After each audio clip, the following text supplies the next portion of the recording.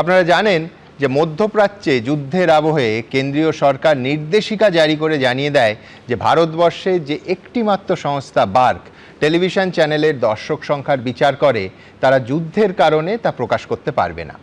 আজ অবধি সেই নিয়মই বহাল আছে। কিন্তু দেশের ডিজিটাল দুনিয়ায় যে কটা অন্য মাপকাঠি আছে তাদের প্রত্যেকটা প্রতিদিন প্রতি মুহূর্তে সাক্ষ্য দিয়েছে যে এবিপি আনন্দকে আপনারা কতটা ভরসা করেন।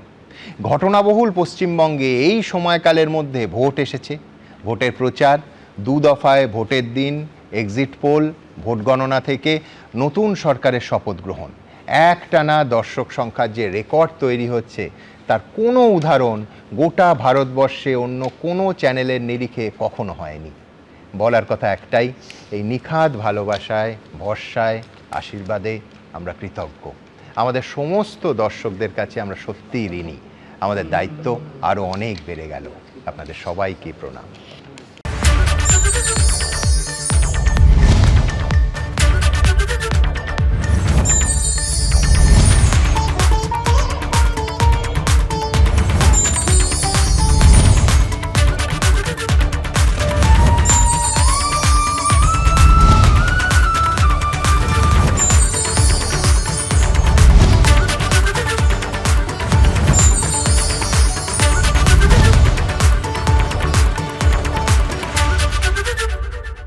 এবিপি আনন্দ, এগিয়ে থাকে, এগিয়ে রাখে।